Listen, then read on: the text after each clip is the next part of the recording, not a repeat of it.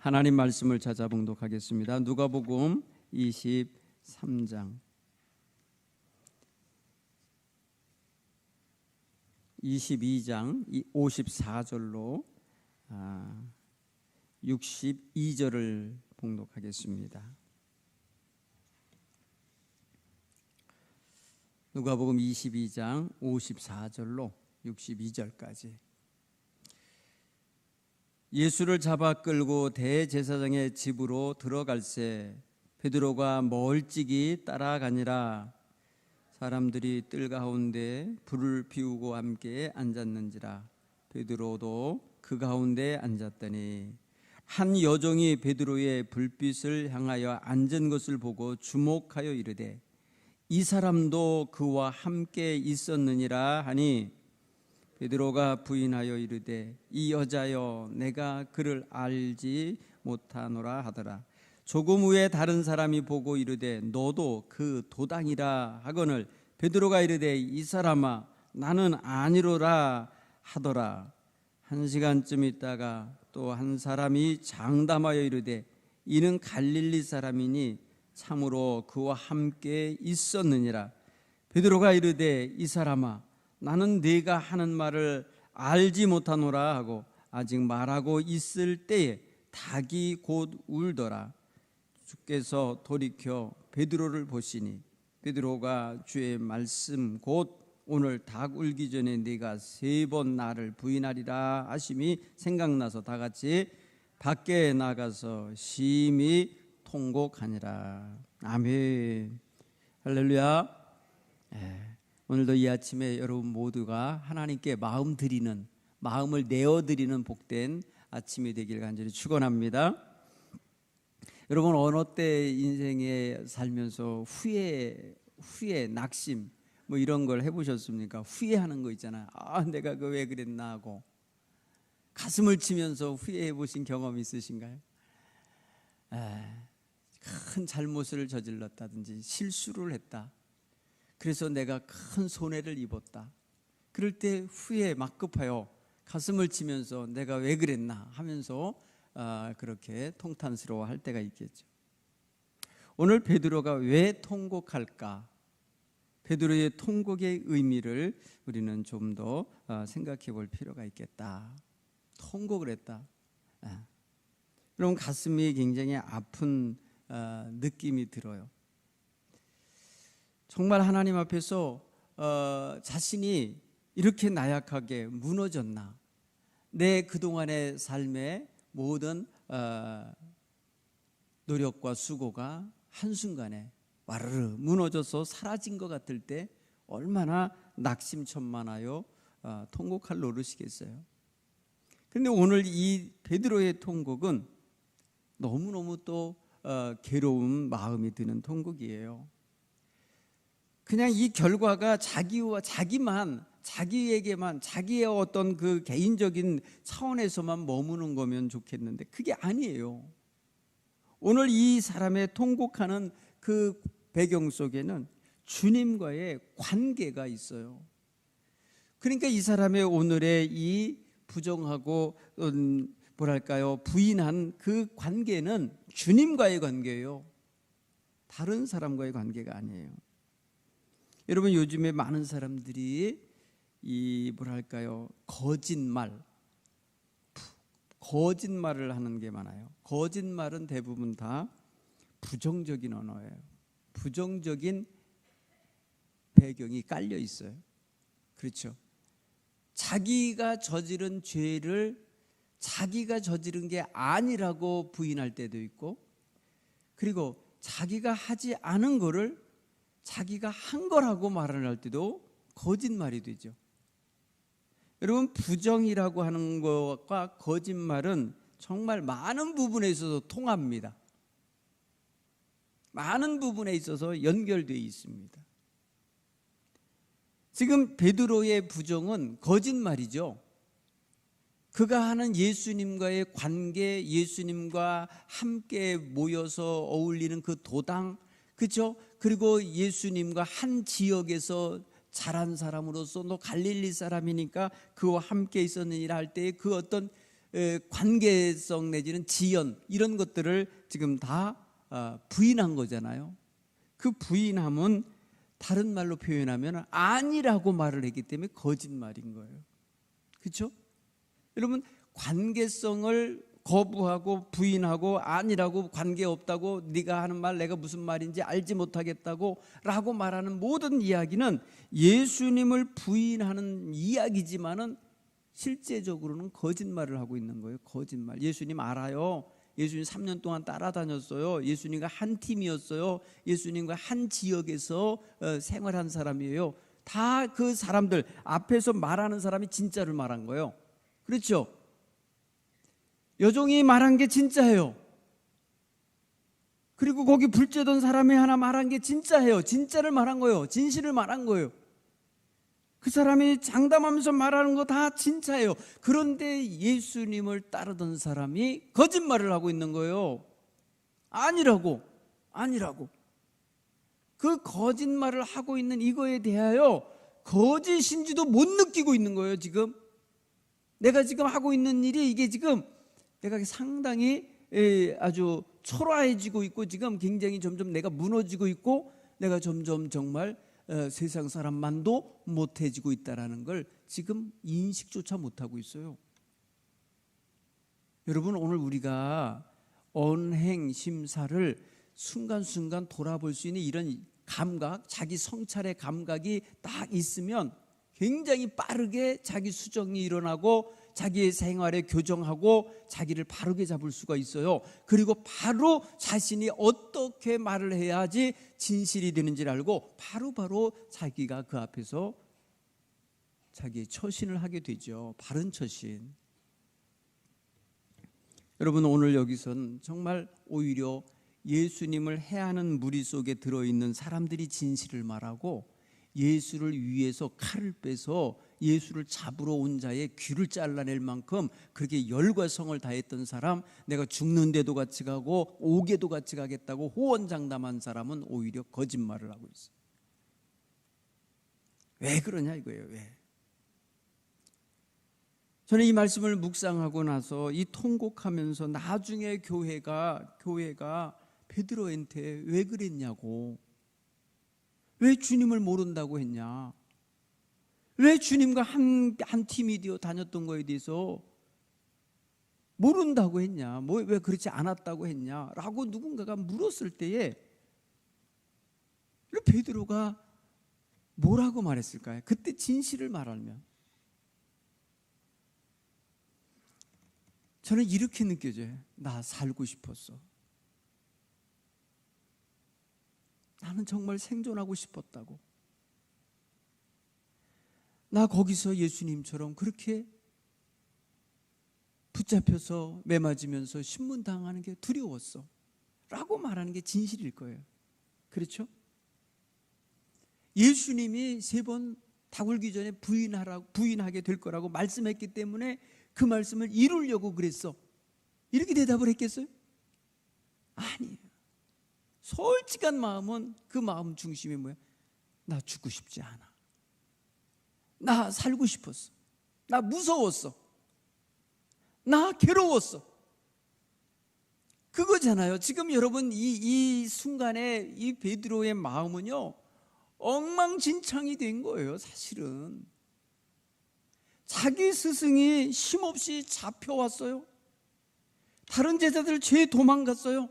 그런데 베드로는 멀찍이서 따라왔어요. 여러분, 멀찍이서 이게 쭈뼛대면서 따라오는 이 마음이 어떤 마음인 거예요? 신바람 나는 마음이에요? 아니라고요. 이거 정말이지 당황스러운 어떻게 될 건가, 이거 우리 예수님 어떻게 되는 건가, 지금 애들이 지금 왜 잡아가는 건가, 이런 것, 모든 것들을 생각해 볼 때에 굉장히 답답하고 초조 긴장되고 어찌할 바 알지 못하고 한편으로는 굉장히 두려운 마음이 들 거예요. 왜? 이제는요 12이나 옆에 있는 사람들이 하나, 제자들이 없는 상태에서 예수님 홀로 그 많은 사람을 상대하러 지금 가고 계신 거잖아요. 끌려가고 계신 거잖아요. 자유롭게 가는 것도 아니고 포승줄에 묶여서 가고 있는 거 아니에요? 그러니까 여러분, 예수님께서 말씀하셨던 거, 내가 이제 고난을 당하고 죽임 당할 거라고 하는 그 말씀이 지금 이루어질까 봐 두려운 거 아닙니까? 그래서 당당하게 우리 예수님 내놓으라고, 우리 예수님 왜 끌고 가느냐고 외치면서 쫓아간 게 아니에요. 가서 말입니다, 예수님 잡아가는 사람 휘쳐가면서 예수님 풀어내려고 노력하면서 간 게 아니에요. 아주 힘들어하는 마음이에요. 이게 쭈뼛대면서 뒤에서 멀찌감치, 그들이 알지 못하게 멀찌감치해서 따라가고 있는 마음, 그 마음을 사로잡은 거는 두려움이었을 거라는 거죠. 여러분, 그러기에 여종이라고 하는 한 아주 정말 연약한 여인이 물어보는 말에도 그냥 번쩍 깜짝 놀라면서 자기가 지금 무슨 말 하는지도 모르고 나는 그를 알지 못하노라. 여러분, 57절 베드로가 부인하여 이르되 여자여 내가 그를 알지 못하노라. 그를 알지 못하노라. 여러분, 오늘 자신은 멀리 있는 관계가 아니에요. 지금 예수님과 베드로가 지금 멀찍이 떨어져 있는 게 아니에요. 오늘 성경 본문에 보면 예수님께서 이렇게 돌아보실 수 있는 거리에 있었어요. 오늘 성경 본문에 보십시오. 61절에 보면 주께서 돌이켜 베드로를 보시니 그랬잖아요. 베드로가 그러니까 예수님을 볼 수 있는 위치에 있었고, 예수님도 베드로를 볼 수 있는 위치에, 그런 정도의 거리에 있었어요. 그렇죠. 뭐가 가로막고 있는 게 아니라 보실 수 있는 관계에 있었어요. 여러분, 오늘 여기서 본문의 말씀에 이 베드로가 나는 그를 알지 못하노라, 지금 그를 보는 3인칭으로 쓰고 있어요. 3인칭으로 쓰면서 그를 알지 못하노라 이러면서 말입니다, 자기 자신과 그를, 이 관계를 끊어내고 있다는 거예요. 끊고 있고 아무 관계가 없다고 이렇게 부정하고 있는 모습을 하는데, 사실은 굉장히 말입니다, 사랑하는 분 아닙니까? 그분을 위해서 목숨까지 내주겠다고 했던 사람 아닙니까? 그런데 그것을 모른다, 난 저분을 알지 못한다라고 말하는, 이 의식 없이 말하고 있는 이 사람의 마음, 심리 중앙에는 뭐가 끼어있냐? 자기에 대한 애착, 자기에 대한 사랑, 자기에 대한 지키기 원하는 그런 마음. 나 생존하고 싶어, 나 살고 싶어, 나 저 사람하고 관계 있다고 말했다가는 나도 죽을 것 같아, 뭐 이런 어떤 마음의 복잡함이 있는데 결국은 자기를 생각하는 마음이 큰 거죠. 여러분, 주를 위해서 좋을 때는요, 감정 아주 극에 달할 때는요, 죽는데도 가오리다, 감옥에도 갈 겁니다. 주님, 무엇이든지 말씀만 하옵소서, 제가 이루겠습니다. 여러분, 그러다가 사정 달라지면 말도 달라지고 생각도 달라지고 자기가 결정했던 결정도 달라지는, 변하는, 변질되는 이런 모습을 여러분 보여주고 있는 거예요. 여러분, 이거 긴 시간 아니었어요. 긴 시간 아니었고, 자기가 지금 무슨 말을 하고 있는지도 지금 느끼지도 못하고 있고, 조금 후에 다른 사람이 보고 너도 그 도당이지? 라고 물었더니 나는 아니야, 이 사람아 나는 아니야 라고 말하면서도 못 느껴요.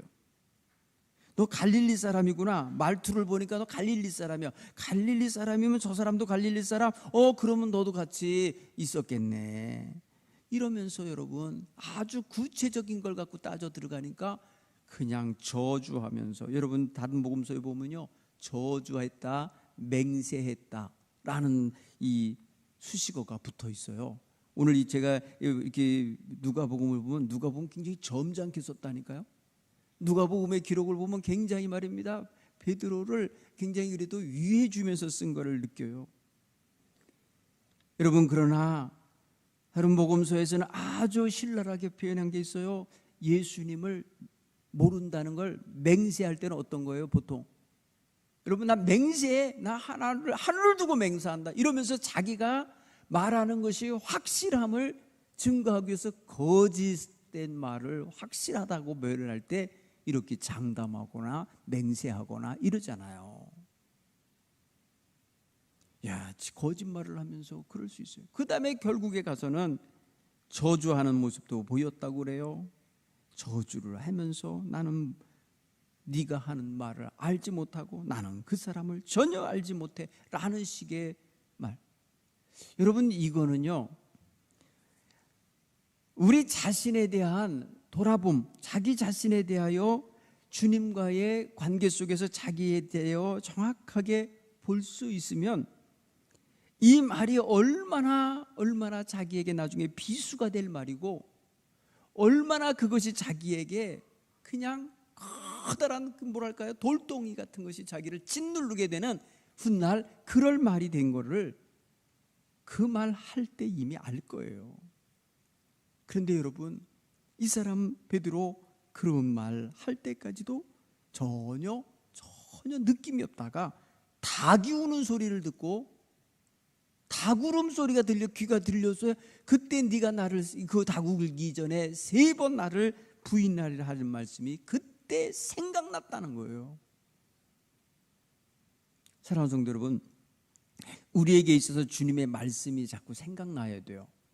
세상 살아갈 때에 우리의 마음에 심어져 있는 주님의 말씀이 생각나야 돼요.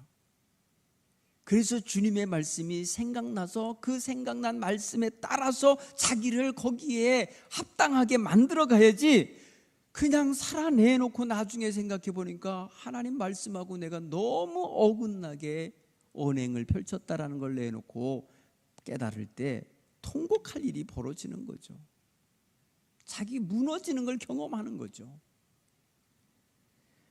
사랑하는 성도 여러분, 우리 마음속에 그래서 주님의 말씀을 생각하고 주님 앞에 더 가까이 다가가고 주님을 따르기로 작정하는 마음을 늘 새롭게 하면서 정말 자기 자신을 깨우는 이런 자세와 함께 주님의 말씀을 통해서 자기를 계속해서 점검하고 자기의 위치를 점검하고 자기의 방향을 점검하고 자기가 지금 살아가고 있는 삶의 목적을 점검하는 이런 자세가 늘 있게 되길 간절히 축원합니다.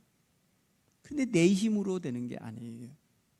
여러분, 영적인 감각을 유지하는 건 여러분 성령님의 도우심이 필요해요. 성령님의 내재 충만 역사하시며 우리에게 계속해서 방향을 알려주고, 너는 하나님의 자녀다, 너는 하나님의 자녀다, 너는 그리스도인이다, 너는 그리스도의 제자다라고 하는 걸 계속해서 증거해 주시는 이 성령님의 증언, 성령님의 역사가 유지되어야 돼요. 여러분, 로마서 8장 16절에 성령께서 우리가 하나님의 자녀인 것, 하나님의 아들이요 하나님의 딸인 것을 증언하시느니라 그랬어요. 그렇죠? 우리 속에다가.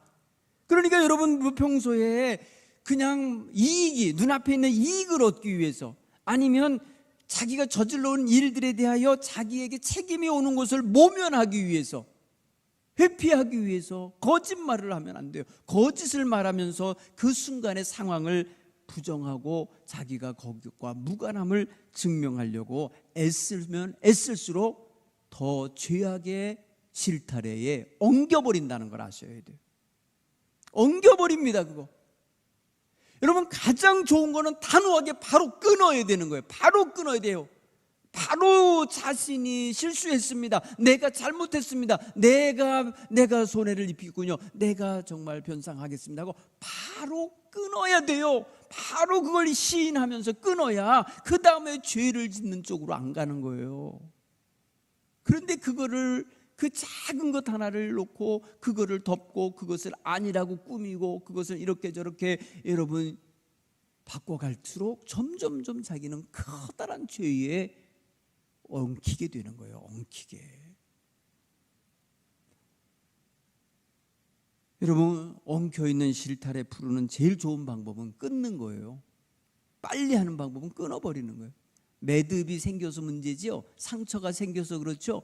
빨리 끊으면요 복잡한 거 빨리 풀어집니다. 여러분, 우리가 죄 가운데 있는 우리 모습을 계속해서 유지하면서 그 사람과 관계를 유지하고 그 상황을 유지하면서 풀어가려고 했다가는요 안 풀릴 때도 많고요, 오히려 더 꼬일 때도 많고요, 그리고 자신이 그 사이에 그냥 기회 잃어버리고 관계가 끊어지고 사람에게 손해 입혔다고 해서 손해 다시 당하고 다 잃어, 남는 거 아무것도 없게 돼요. 상처뿐이게 돼요. 초라하게 돼요. 여러분, 이날 베드로의 통곡의 의미를 우리는 그래서 느껴야 돼요. 내가 지금 무슨 짓을 한 건가? 내가 조금 전까지 주님과 함께 오게도 가고 죽는데도 가겠다고 호언장담했던 자 아니었나? 내가 집에 다른 친구들 보는 데서, 다른 동료들 보는 데서 앞장서서 내가 호언장담했던 사람 아닌가? 그런데 지금 내가 뭐야 이게? 지금 내가 주님을 모른다고 3번이나 부인했잖아. 나도 모르는 사이에. 여러분, 자기도 모르는 사이에 튀어나오는 거짓말들 얼마나 습관이 됐으면 그러겠어요. 얼마나 일상으로 말을 해왔으면은 자기가 거짓말을 하는 줄도 모르고 거짓말을 해요. 지금 내가 얼마나 더 사단의 입 안으로 더 가까이 들어간 줄도 모르고 거짓말과 죄악된 이런 부정한 행동들을 한다는 거죠. 여러분, 이것을 민감하게 깨닫을 수 있는 눈이 우리에게, 우리 자신을 볼 수 있는 눈이 있어야 된다. 여러분, 그러면 죄 안 져요. 그러면 바로바로 회개하잖아요. 바로바로 돌이킬 수 있잖아요. 여러분, 우리는 하나님 앞에서 죄 한 번 안 지은 의인이라서 지금 인정받는 게 아니잖아요. 내가 죄인입니다, 내가 지금까지 죄악 가운데 살았습니다라는 걸 시인하는 거예요. 그것이 여러분 부끄러워서, 그것이 말입니다 초라해질까 봐 자기의 정말 뭐랄까요, 자기의 체면 떨어지고 자신이 말입니다 말이 아니게 되는 것 때문에 부끄러워해서 회개 못하는 이런 사람이 돼서는 안 되는 거예요. 우리의 상대는 하나님이에요. 그리고 우리의 상대는 사탄이에요. 좌로 쓸 거냐 우로 쓸 거냐, 이거 결정 제대로 해야 돼요. 그렇다면 여러분, 사탄이 원하는 쪽으로 선택하며 거짓을 택하여 가는 것이 아니라 나는 하나님께 속한 자임을 말하고 늘 진실을 택하고 의를 택하는 자리로 서야 되는 거죠. 매 순간순간이. 그래서 최선의 선택을 해야 돼요. 차선을 선택해도 안 돼요. 우리는 아주 항상 최선을 선택할 때 하나님 편인 거예요. 그게. 여러분, 오늘 저와 여러분의 마음속에 우리의 삶의 기본적인 욕구, 기본적인 욕구는 생존의 욕구일 게 뻔해요. 생존을 위해서 모든 게 다 합리화돼서는 안 됩니다. 여러분, 생존의 위협을 받았기 때문에 정당방위라는 식으로 표현해서는 안 됩니다. 지금 당장 말입니다 베드로 너 죽일 거야 라고 하면서 로마 군병이 칼을 들이대면서 말한 게 아니에요. 부드럽게 그지없는 여인이 말했어요. 그런데도 그냥 무너져 버린 거예요. 누가 지금 잡아들이려고 하고 있는 게 아니잖아요.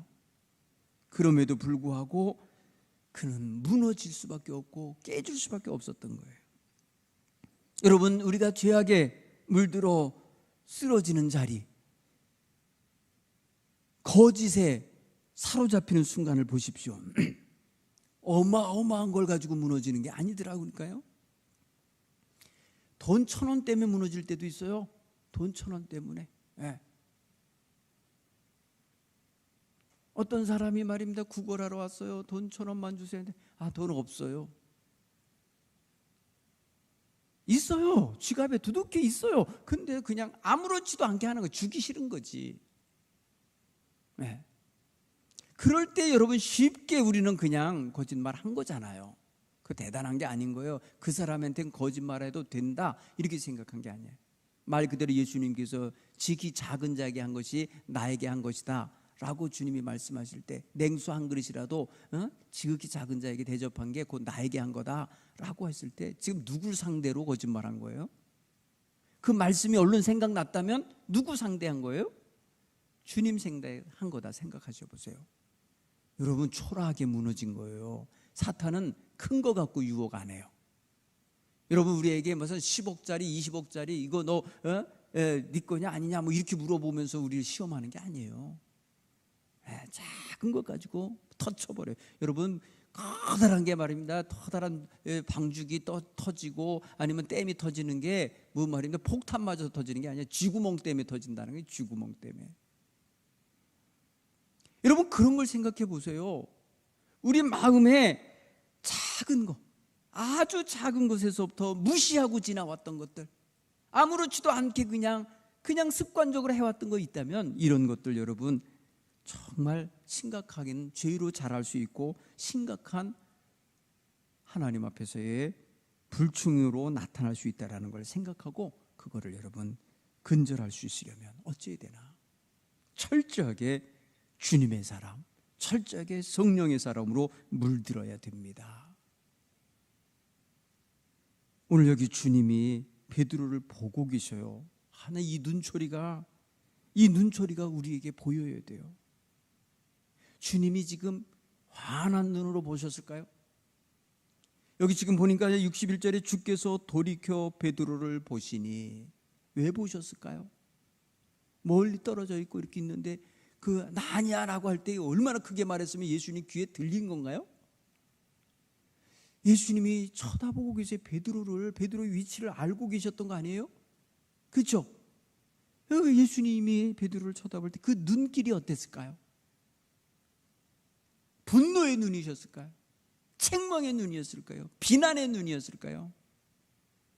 측은지심이 묻어있는 눈빛이었을까요? 여러분, 그거 느껴보셔야 돼요. 오늘 여러분 주님을 바라보자 할 때 내가 초라해지고 내가 부끄러운 상황에서 주님을 볼 수 있는, 주님의 눈을 똑바로 쳐다볼 수 있는 그런 용기가 있는지 모르겠어요. 여러분, 오늘 성경 본문에 베드로의 눈과 주님의 눈이 마주쳤다라고 이렇게 성경은 기록하지 않아요. 마주칠 수가 있었을까 모르겠어요. 만약 마주쳤다면 베드로는요 정말 그냥 고압전기에 마치 감전된 것 같은 느낌이 들었을 거예요. 그죠? 예수님과 눈이 마주쳤다면. 오늘 성경은 주님께서 베드로를 돌이켜 그냥 보셨다는 거예요. 주님이 보고 계신 거예요. 주님이. 그러니까 이 주님의 눈빛은 분명 측은지심이었을 것 같아요. 연약한 베드로야, 그래서 내가 너를 위해서 기도한 거야. 사단이 너희를 밀가부르듯 하려고 내게 청구했었다. 그래서 내가 기도했다. 너를 위해서 기도했다. 너는 돌이킨 후에 네 형제들을 굳게 해라. 여러분, 예수님께서 베드로를 위해 기도하셨다고 하셨던 그 말씀을 그대로 담아서, 베드로야, 그래서 내가 기도한 거야. 네가 장담했지만, 네가 승리자가 될 것 같았고, 네가 어디든 나랑 갈 것 같았어도 네가 이렇게 될 걸 내가 보았다. 그래서 내가 기도한 거야. 베드로야, 용기를 가져라. 베드로야, 다시 한번 일어나라. 내가 말했잖아. 너에겐 사명이 있다. 여러분, 그 측은하게 쳐다보시면서 그 바라보는 눈에는 분명히 베드로가 그렇게 될 걸 알고 계셨던 분이었기 때문에 비난하는 것 없이 그를 다시금 일으켜 세우기를 원하는 마음으로 보셨을 거라는 거죠. 여러분이 주님 앞에 나와서 회개할 때 주님은요 결코 여러분을 책망하는 눈으로 보시지 않아요.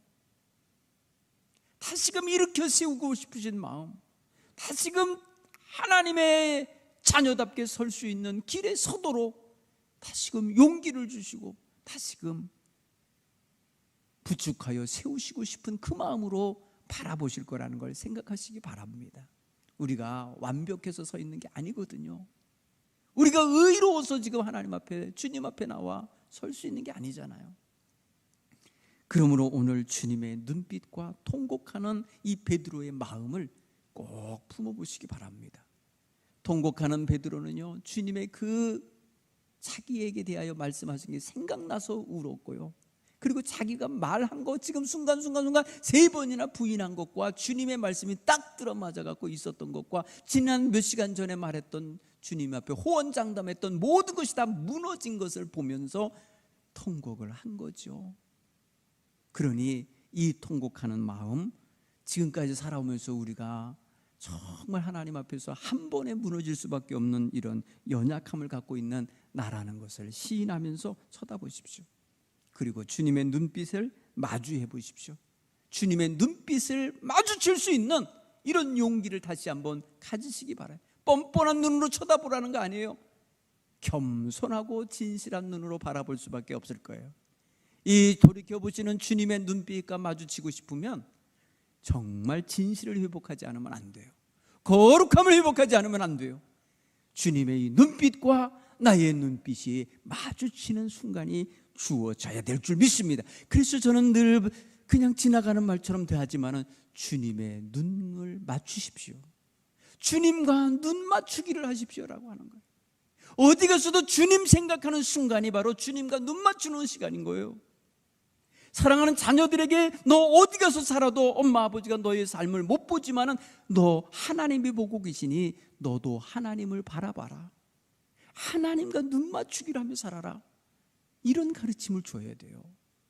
그러면 세상 어디 가서 살아도 하나님과 눈을 맞추며 사는 자식은요, 죄짓지 않습니다. 곁길 가지 않습니다. 악한 자들 속에 빠지지 않습니다. 그러니 오늘 저와 여러분, 우리도 이 사순절기를 살면서 주님을 바라볼 수 있는 눈이 열려서 주님과 내가 마주쳐서 눈빛만 보아도 무슨 말을 하시는지 알아들을 수 있는 이런 귀한 영적 은혜를 회복하시기를 간절히 축원합니다. 비난하지 말고 누군가를 질시하고 비판하는 눈으로 세상을 바라보지 말고 주님을 바라본 눈으로 사람을 보고 영혼을 볼 수 있는 저와 여러분이 되시기를 간절히 축원합니다. 이 시간 우리 주님 앞에 찬송 한 장 부르고요, 결단하자고요. 정말 예수 믿고 내가 변했는가? 정말 나의 눈빛과 나의 마음가짐과 나의 삶의 자세가 변하게 하옵소서. 421장 다시 한번 찬송 부르고 결단하면서 나가겠습니다.